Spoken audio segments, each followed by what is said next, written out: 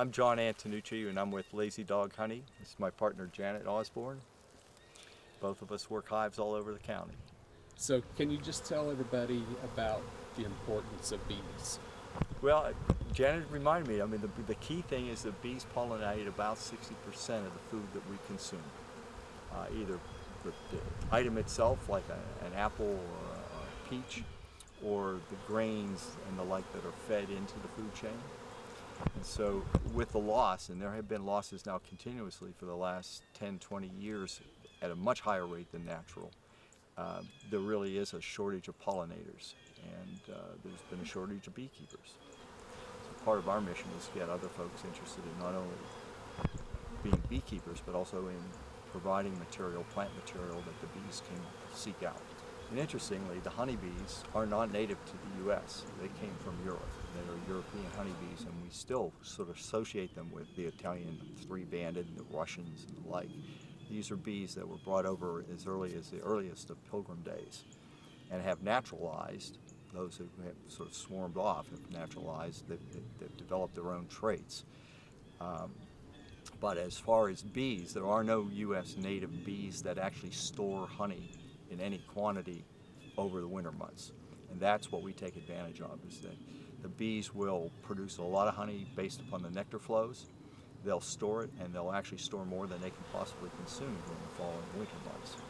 So what we've created is an environment for them to do that. And we steal a portion of it, but leave always 60 to 100 pounds behind for them to consume during the winter months.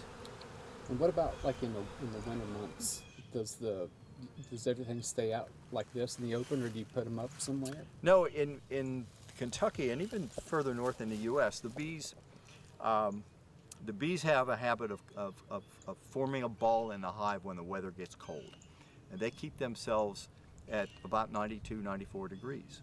The bee on the outside that gets chilled works its way into the middle of the ball. The bee that gets too warm moves its way out.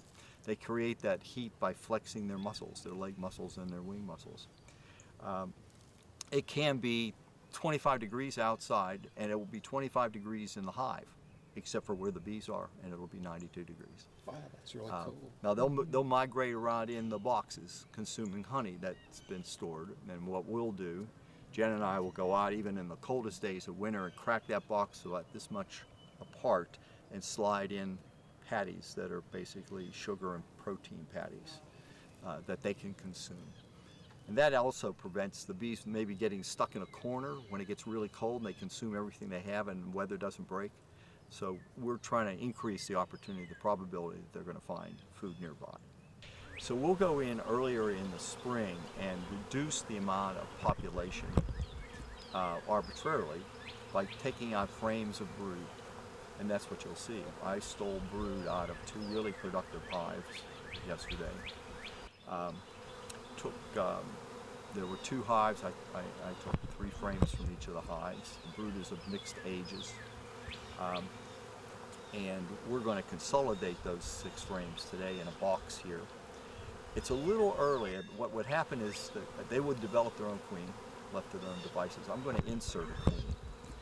By inserting a queen that's been raised by somebody else, we're going to accelerate the growth of that hive, the new hive, by 18 or 21 days actually closer to 40 days. The queen would take 18 days to hatch out in a hive, and then the laying cycle is another 21 days before the bees start to hatch out. So we're going to try to advance that hive fast now so that when they're starting to really bust open, it's the nectar flow. This little capsule holds a queen that's marked with a little white dot and 4 or 5 helpers. And they've been feeding her sugar candy from this tube that has a little lid. We take the lid off, and as these bees, we're going to put this in with the bees that are in the boxes on a frame. As these bees eat their way out, and they've already chewed at this about quite a bit, the other bees inside the hive are going to eat their way in to introduce themselves to the queen. While that process is going on, they're actually getting acclimated to her scent. And every queen has a different scent, and the hive knows that scent. And that's what they return to, is the queen that has this scent. So we're going to stick that in one of these frames.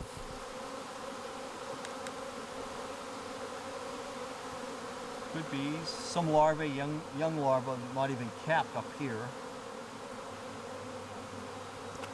When the queen lays the egg, it's very, very small. It's a fraction the size of a grain of rice, and it's standing straight up in the comb.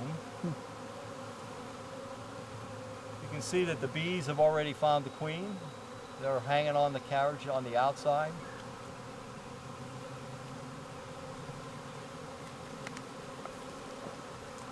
I want to find a good spot where I don't do damage to the brood. And I'm just going to stick that cartridge on like that. And we're just going to gently squeeze that against the next frame.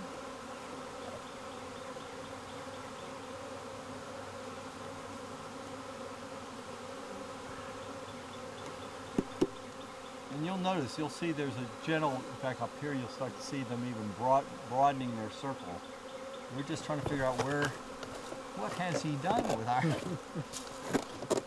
Yeah, so the nectar flow, yeah, that's when, you know, the nectar is available for the bees. And I was just going to say that, yeah, the main source in the spring is the black locust in our area. People don't think about honeybees going to trees, but that is the main source of their nectar, really. You know, any trees that are blooming in the spring are really important. You know, the tulips, they come a little later than the locust.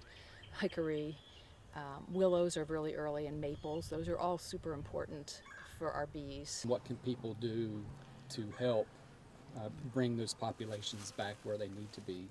Well, part of it is being very careful with the use of herbicides and pesticides. Just read the label and follow the label. You know, a lot of people will read the label and say it's use 2 teaspoons. Well, they'll use 2 tablespoons, thinking, well, a little bit's good, a lot of it's going to be better. So we need to really reduce the amount of herbicide, pesticides, and fungicides that are in the environment. That would be number one. The plantings, supplemental plantings, are always helpful. And as Janet pointed out, there's good literature. I think the Extension Service here in Franklin County has a great list of things that are plant material that are helpful. So focusing on that. The third thing they can do is support the local bee community. Franklin County is just excellent. They've got a bee club that's been around for, if you look at the lineage, 40-some years. There's usually 60 to 80 active members at a time. There's probably 200 members on, you know, in the list, the contact list. So there's been a really big surge of part-time beekeepers, and that's good. That's a good thing, even if it's just managing a hive or 2 on your property. And I would say that the last thing is to encourage the beekeepers by buying their honey. And in Franklin County, the farmers market is a great place to be 3 or 4 vendors typically with honey. In the summer months, the club members come down and share a weekend where they sell jointly. There are special events, candlelight, which we missed this year or didn't have this year. Candlelight, there's always a honey sale, and all the beekeepers who still have honey available in November, December will show up and sell. But that encourages the beekeepers who don't mind getting stung to keep at it. And I will say that it's people don't like to hear about climate change, but things are different today than when I started with beekeeping. First of all, the seasons really have shifted earlier. They're less predictable. We get late freezes, which can damage the material they're feeding on, but it also can strand a lot of brood in a hive, and there's not enough bees there to cover it, and they freeze, they chill. We have issues with the torrential rains that will happen, say, you have a great locust bloom and it rains all the time. Well, bees don't carry umbrellas, so they've lost that. So we're challenged by that. The beekeepers are challenged by also pests that have been brought in from overseas. Hive beetles, mites that just do disastrous things to hives. We've got treatments for them, but they are imperfect. And we can eradicate the mite, but by the time that happens, if you've been on top of it, it's introduced 24 different viruses into the hive that really don't come into effect until the winter months when the bees are stressed naturally. Normally they wouldn't have that. They'd have the stress, but they wouldn't have the viruses. So supporting the local beekeepers is a great way of contributing, even if you're a little hesitant to have a hive in your front yard. I just wanted to go back to the use of pesticides and strongly recommend that people think twice about using, if you're going to use a pesticide, to not use one that's systemic. And that means that when you spray it on the plant, say you're trying to get rid of an insect that's eating your plant, and you spray the whole thing with a insecticide that goes into the whole system of the plant. So it goes into the leaves, the flowers, the roots. Whatever insect lands on that plant and maybe takes pollen or nectar, it's got that pesticide in it. And for bees, or in any pollinator that's important, then they take that back to the nest, to the hive, and that gets fed then to the baby bees. And and what it does is, if it doesn't outright kill them, it does then create this weakness, because then they aren't able to develop as strongly as they would, the babies, if they've got this chemical. So really look into using some other alternatives with pesticides. There's lots of things out there that you can use, organic pesticides and other things that are just, you spray right on the bug and it dies. It doesn't go into the whole plant. I would just really encourage people. Can you tell our viewers again where they can find your all's honey? Well, we are at the farmers market through April, and we pick up again in the beginning of September. But local beekeepers will fill in the gap. This is Franklin County Farmers Market. Franklin County's Farmers Market. Our honey is always available at Poppy's Bakery. It's a classic gold jewelry. Liquid gold is the joke. Completely Kentucky has it. Wilson's Nursery has it all year long. Also at Lexington Farmers Market. There are a couple of Lexington markets where we work with a group called Lazy Days, which grows Salad Days, excuse me, Lazy Dog Salad Days. And since they sell our honey there, and they sell produce here, which is how we partner on that one. Well, I really appreciate you letting me come out here and talk to you all.